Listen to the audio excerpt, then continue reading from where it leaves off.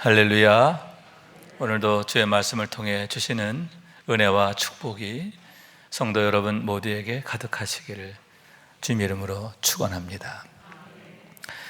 주후 313년은 기독교 역사뿐만 아니라 세계 역사에서 기념비적인 해가 되는데, 왜냐하면 바로 그 해에 당시 로마의 황제였던 콘스탄틴 대제에 의해서 기독교가 공인되었기 때문입니다. 여기서 공인되었다 하는 것은 국가가 교회의 법적 권리를 보장해 주는 것을 말하는데, 그러므로 이제는 누구든지 아무런 제약이 없이 기독교 신앙을 가질 수 있게 되었고, 그동안 몰수되었던 교회의 재산이 다시 교회로 되돌려지게 되었음을 의미합니다. 이를 계기로 해서 교회가 로마 사회의 주류로 발돋움하게 되었고, 후에는 국교로까지 발전하게 되었음을 보게 되는 겁니다. 그런데 그 공인의 과정을 보면, 특히 콘스탄틴 대제의 입장에서 볼 때에 본인이 기독교를 신봉하는 데에 이유가 있기도 하지만 더 큰 이유는 정치적인 이유입니다. 이미 로마의 군대와 사회 내에 강력한 세력으로 성장해 있는 기독교인들의 지지가 필요했기 때문이라고 하는 겁니다. 갓 황제가 된 그에게 있어서 교회는 큰 지지 기반이 되었고, 그리고 새로운 세상을 여는 데 있어서 최고의 대안적 가치가 되었기 때문이라고 하는 얘기인 겁니다. 그 얘기는 로마의 군단 안에서는 물론이고 사회에서도 기독교인들의 영향력이 적지 않았음에 대한 반증인데, 여러분, 대반전의 역사가 아닙니까? 지난 250년 동안 기독교에 대한 박해가 그토록 극심했음에도 불구하고 그 모든 것을 이겨냈음이 아닙니까? 특히 네로 황제의 경우에는 로마 대화재의 책임을 기독교인들에게 덮어 씌우고, 사도 바울을 비롯해서 수많은 기독교인들과 기독교 지도자들을 공공의 적으로 만들고 죽이게 되는데, 교회를 진멸하려고 했어요. 그로 인해 수많은 기독교인들이 원형 경기장에서 짐승의 밥이 되기도 하고, 십자가에 매달려 죽게 되고, 화형을 당해 죽게 되는 일이 수를 헤아릴 수 없었음을 보게 되는 겁니다. 그러나 그러한 극심한 박해에도 불구하고 기독교는 약해지지 않고 망하지 않고 오히려 신압으로 부흥하게 되는데, 콘스탄틴이 황제가 될 그 즈음에는 군대 내에서뿐만 아니라 사회 안에서도 강력한 영향력을 행사하게 되었다라고 하는 거예요. 결국에는 그처럼 로마 황제에 의해서 기독교 공인이 이루어지고, 67년 후에는 데오도시오 황제에 의해서 기독교가 로마의 국교로 정해지게 되었음을 보게 되는 겁니다.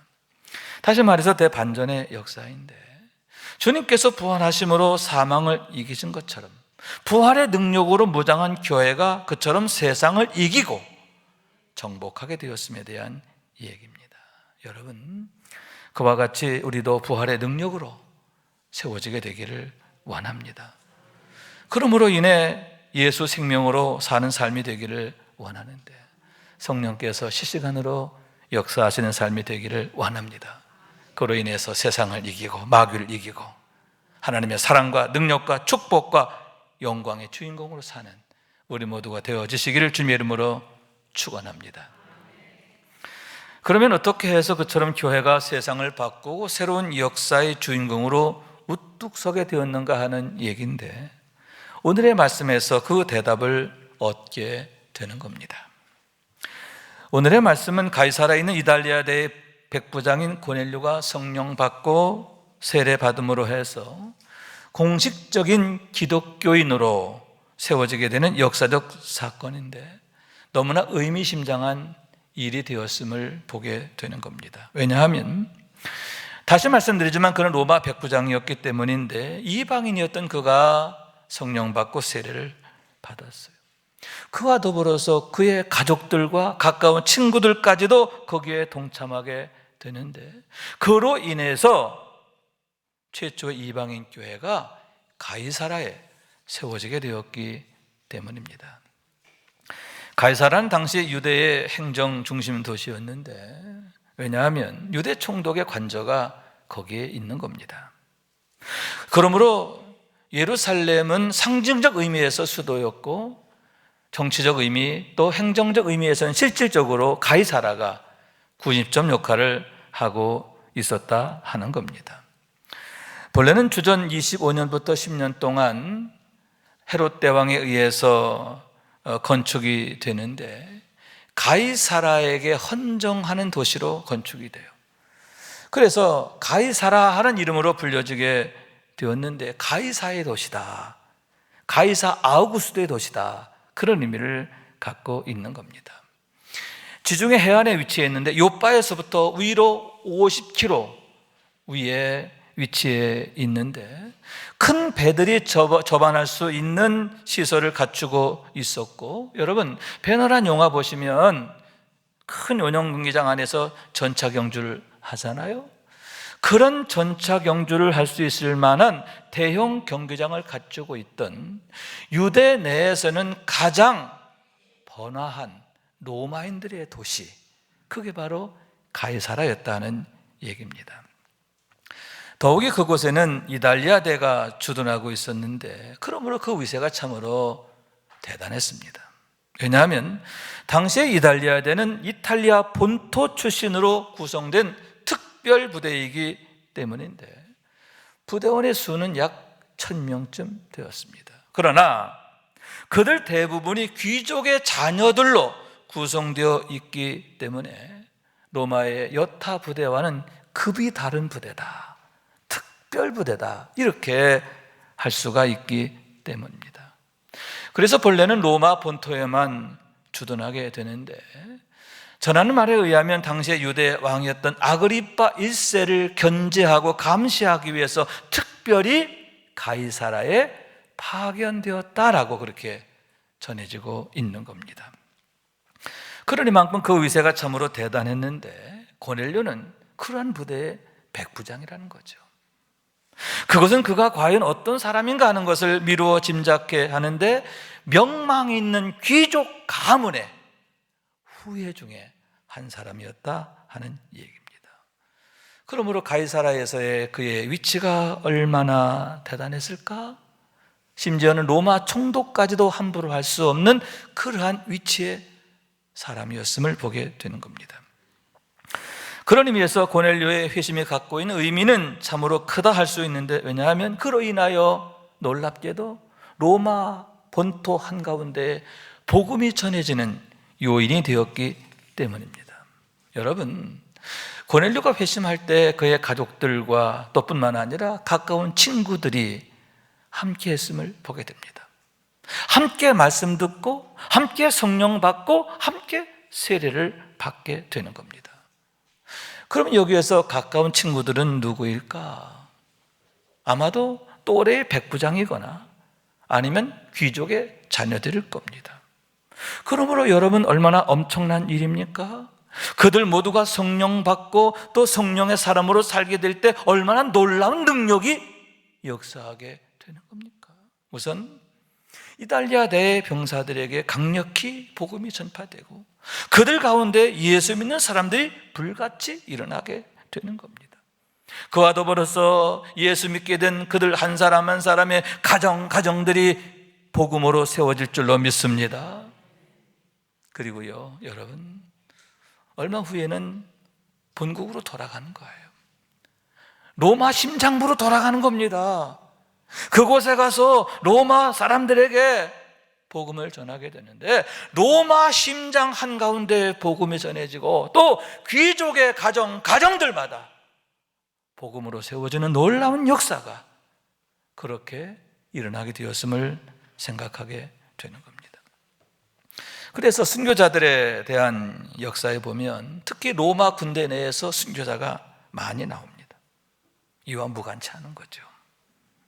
차후에 군인 출신 콘스탄틴 대제가 기독교를 공인하게 되는데, 그건 역시 이달리아 대에서부터의 그와 같은 시작이 있었기 때문이 아닌가 생각하게 되는데, 로마는 결코 하루아침에 이루어지지 않았다는 말과 같이 그런 엄청난 일이 결코 하루아침에 그냥 되어지는 것은 결코 아니기 때문이라 하는 얘기입니다.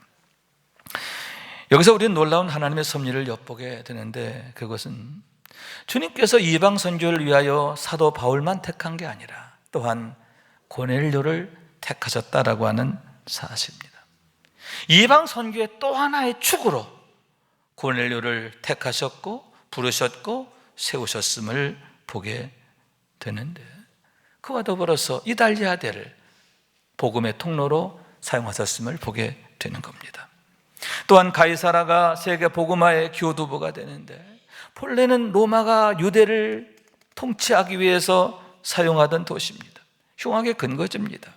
그런데 그런 흉악의 도시가 하나님께서 복음의 관문으로 세우셨음을 보게 되는데, 특히 로마 본토를 복음화하는데 결정적 역할을 하게 되었다라고 하는 얘기인 겁니다. 여러분, 그것이 바로 우리 하나님의 역사인데 하나님께서 일하시는 모습인 줄로 믿습니다.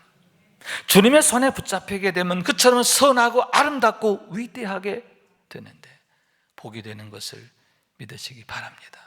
여러분, 그와 같이 우리들도 주님의 선한 목적을 위해서 세워지고 쓰여지게 되기를 원하는데, 고넬료처럼 세상을 살리는 거룩한 불씨가 되기를 원하는 겁니다. 우리의 가정이, 우리의 이웃들이 그 생명의 불꽃으로 인하여 살게 되는데, 그런 놀라운 역사를 가져오는 시발점이 되고 머릿돌이 되고 디딤돌이 되기를 원하는 겁니다. 여러분, 작은 불씨 하나가 바람을 만나면 큰 불을 부고 큰 불이 되고 그 불꽃은 강하게 역사하는 게 아닙니까? 마찬가지로 내 안에 생명의 불씨가 있는데 그 불씨에 성령의 바람이 불게 되면 어떻게 될까? 그 역사가 얼마나 엄청날까 하는 그러한 얘기인 거예요. 우리가 하나님의 능력으로 살게 되는 줄로 믿습니다. 여러분, 그와 같은 축복과 능력과 영광의 주인공이 되는 우리 모두가 되어지기를 소원합니다. 그러면 여러분, 무엇입니까?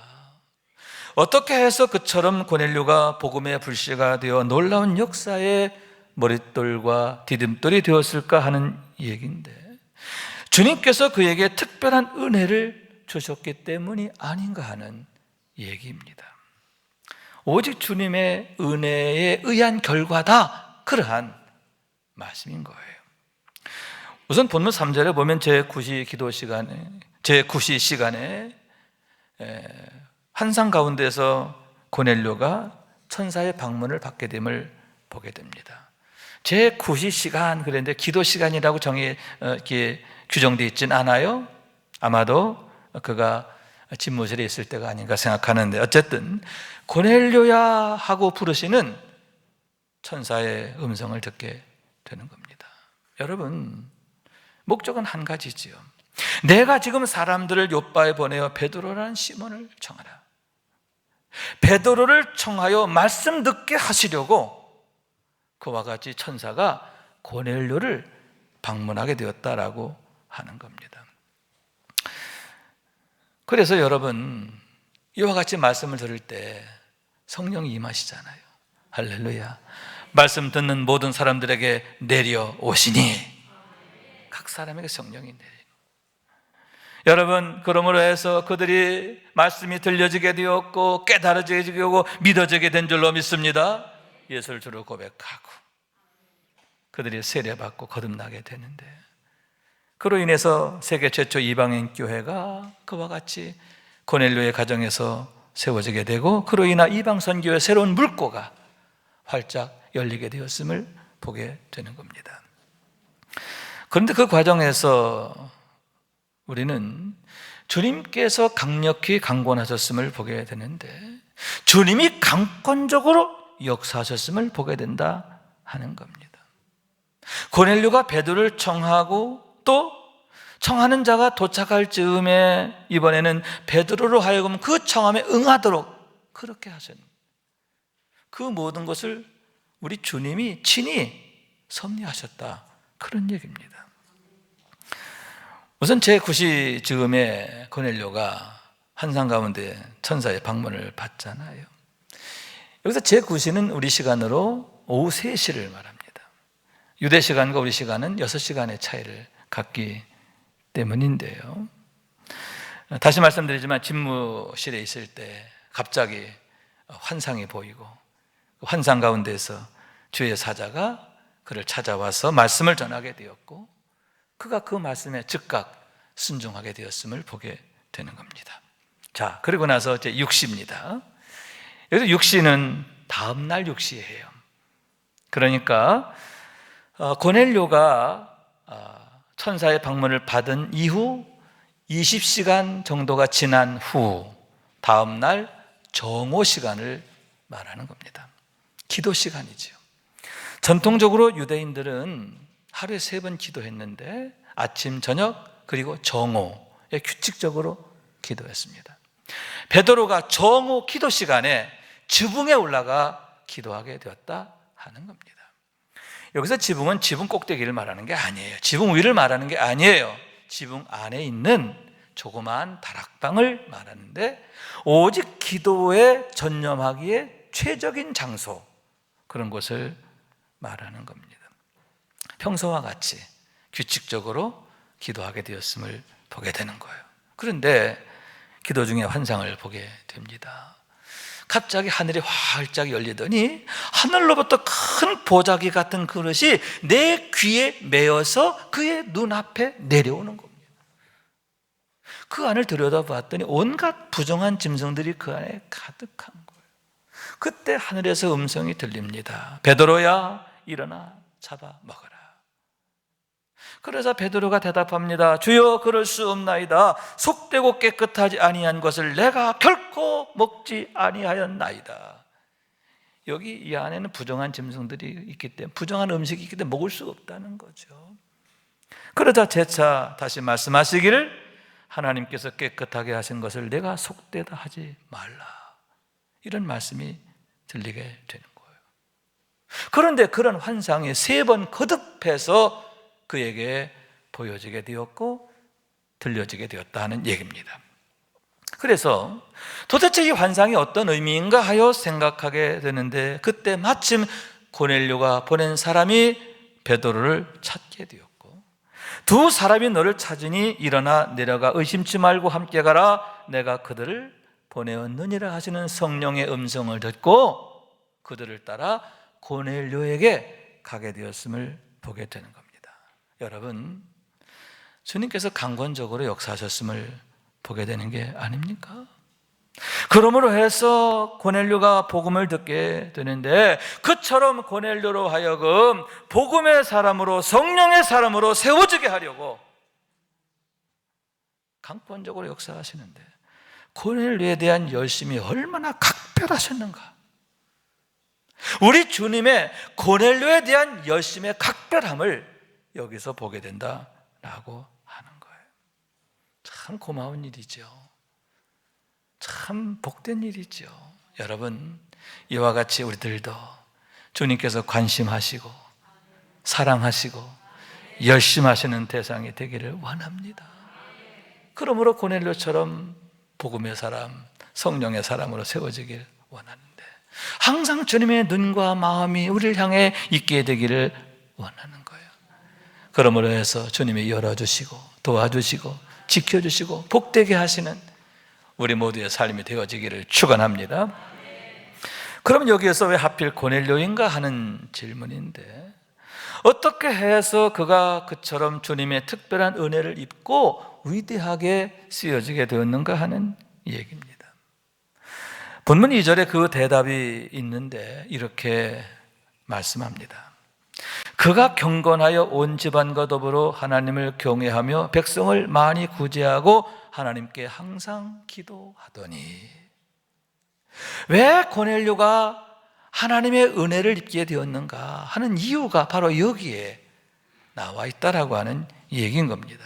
우선 그가 온 집안과 더불어 하나님을 경외하는 사람이었다라고 말씀하고 있는데, 혼자 믿음이 아니라 그의 믿음을 통해서 온 가족이 복음화되고, 그러므로 그의 온 가족이 함께 하나님을 경외하게 되었음을 보게 되는 거죠.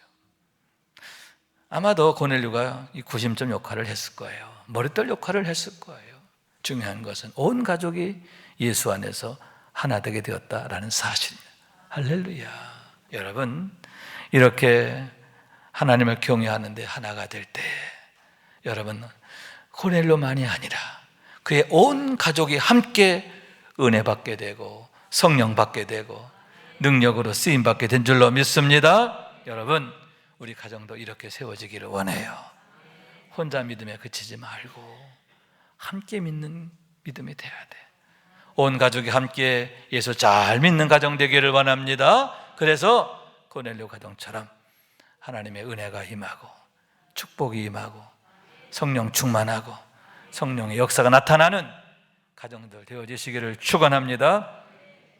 또한 그가 백성을 많이 구제했다, 이렇게 말씀하고 있는데 참 특별한 의미가 있어요. 왜냐하면 당시 로마 군인들은 지배자예요. 그들은 군림하고 핍박하고 억압하는 자지 이렇게 섬기는 자가 아니에요. 그런데 고넬료는 그들과 정반대의 모습, 정반대의 삶이었다고 하는 겁니다. 왜냐하면 그는 하나님을 바로 아는 사람이었기 때문이에요. 하나님께서 사람을 지으신 목적이 모든 사람에게 복이 되게 하시기 위함이라고 하는 창조의 목적, 하나님의 뜻과 목적이 어디 있는지를 분명히 알았기 때문이라는 얘기인 겁니다. 그런 의미에서 그는 당시의 제사장들이나 바리새인보다 훨씬 더 하나님을 제대로 아는 사람이었다 할 수 있는데, 그러므로 인해 그의 기도와 구제가 하나님 앞에 고스란히 상달되고 기억하신 바가 되었음을 보게 되는 겁니다. 천사가 이르되 내 기도와 구제가 하나님 앞에 상달되어 기억하신 바가 되었으니 아멘. 그의 구제와 기도가 고스란히 하나님 앞에 연락됐다는 거예요. 그리고 기억하신 바 되었다고 하는데 항상 하나님께서 당신의 마음에 두셨다, 그런 얘기입니다. 고넬료를 항상 기억하시고 사랑하시고 생각하셨다 하는 얘기인데, 여러분, 항상 주님의 눈과 마음이 고넬료에게서 떠나지 않았다, 그런 의미가 담겨져 있는 거예요. 여러분, 얼마나 귀합니까? 우리 주님이 기억하시는 한 사람 한 사람 되기를 원합니다. 하나님의 기억 속에 늘 머물러 있는 사람 되기를 원합니다. 그래서 주님의 눈길과 손길과 마음이 떠나지 않는 우리 모두가 될 수 있기를, 우리 가정 될 수 있기를 주님의 이름으로 축원합니다. 그러나 더 중요한 것은요, 세 번째, 그가 항상 기도하는 사람이었다라고 하는 사실입니다. 여기서 기도했다라고 하는 말은 내가 하나님한테 무엇을 구했다라는 그런 의미보다 하나님의 뜻과 목적을 구했다, 그런 의미를 갖고 있습니다. 다시 말해서 그는 누구냐? 누가복음 2장 20절 이하에 보면 시몬이라는 사람이 메시아의 오심을 간절히 구했잖아요. 바로 그런 사람이었다는 거죠. 그러니까 고넬료는 메시아의 오심을, 하나님의 뜻과 목적이 이루어지는 것을 간절히 구하는 그런 사람이었다는 거죠. 그런데 여기에서 항상이라고 하는 말씀이 있는데 그 얘기는 뭐냐? 그것이 그에게 일상화가 되고 일과화가 되었다 하는 얘기입니다. 자신의 모든 일에 대해서, 모든 상황에 대해서 내 뜻과 목적을 구한 게 아니라 하나님의 뜻과 목적을 구했다는 거예요. 주님이 가르친 기도지요.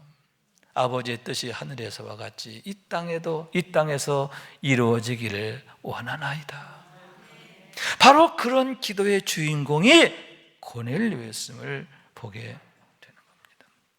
여러분, 그렇게 하나님의 뜻과 목적을 구하니까 하나님이 가장 좋은 것으로, 가장 복된 것으로 응답하셨음을 믿으시기 바랍니다. 그래서 주님께서 이렇게 말씀하십니다. 너희 중에 아버지 된 자로서 누가 아들의 생선을 달라 하는데 생선 대신에 뱀을 주며 알을 달라 하는데 전갈을 주겠느냐? 너희가 악할지라도 좋은 것을 자식에게 줄 줄 알거든 하물며 너희 하늘 아버지께서 구하는 자에게 성령을 주시지 않겠느냐 하시니라. 아멘. 항상 하나님의 뜻과 목적을 구하는 자에게, 하나님 나라를 구하는 자에게 가장 좋은 것으로 응답하시는데 성령으로 주시리라. 성령을 주시리라. 그런 응답의 주인공이 되었다, 그런 얘기인 겁니다.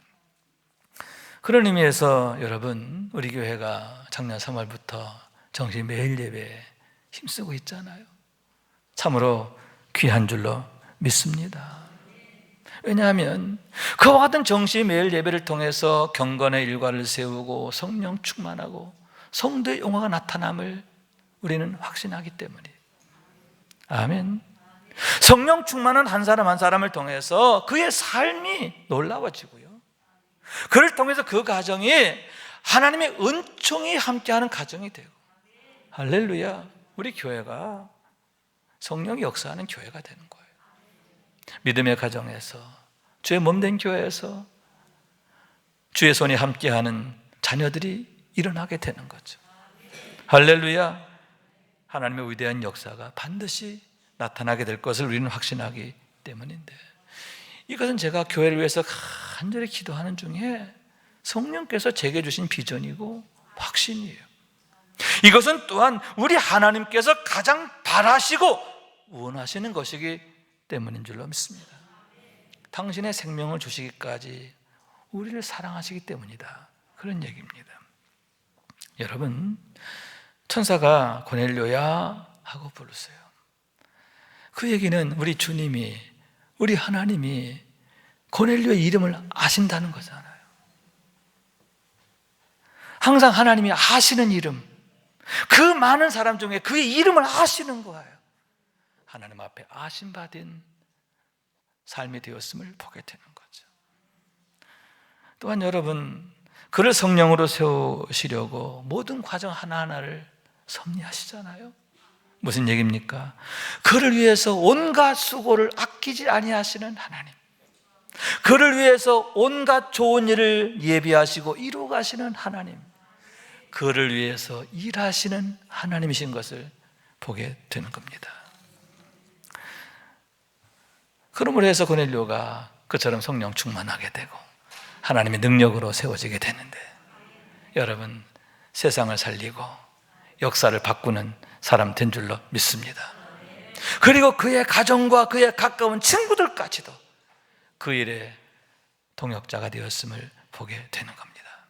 사랑하는 여러분, 지금 우리는 누구이며 우리의 가정은 무엇입니까? 고넬료와 같이, 그의 가정과 같이 세워지게 되기를 원합니다. 항상 하나님 앞에 기도하는 가정 되기를 원해요. 항상 우리의 눈과 마음이 하나님을 향해 있기를 원합니다.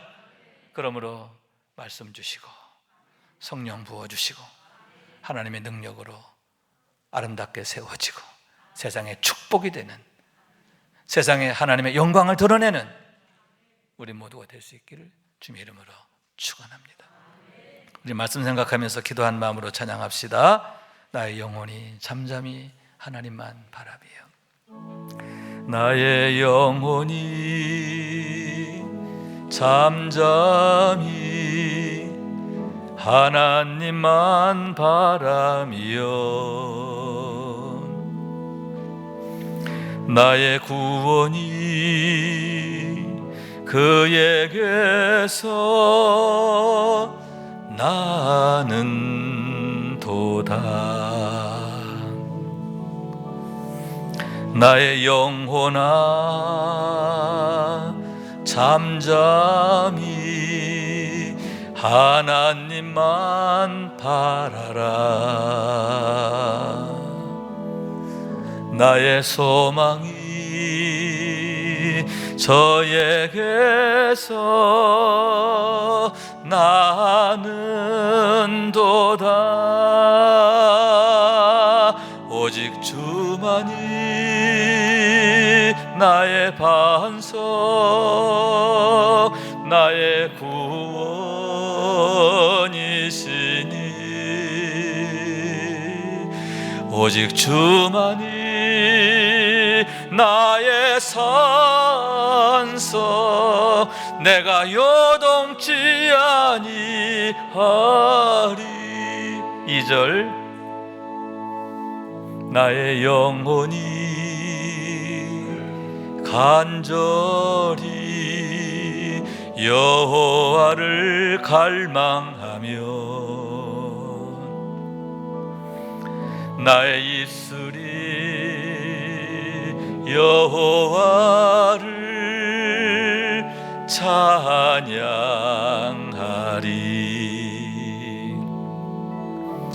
나의 영혼이 즐거이 여호와를 따르리니 나의 평생에 여호와를 송축하리. 오직 주만이 나의 반석 나의 구원이시니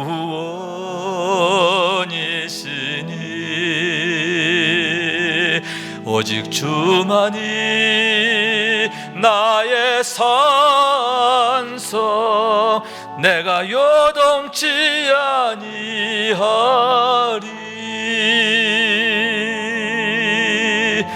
나의 구원 나의 영광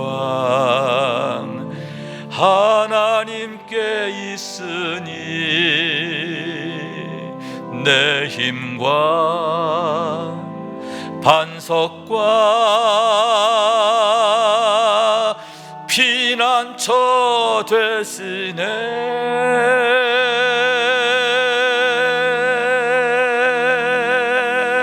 오직 주만이 나의 반석 나의 구원이시니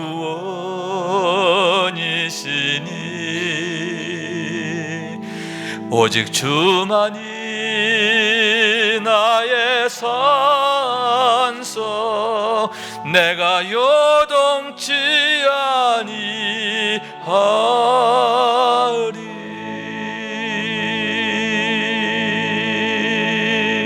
아멘.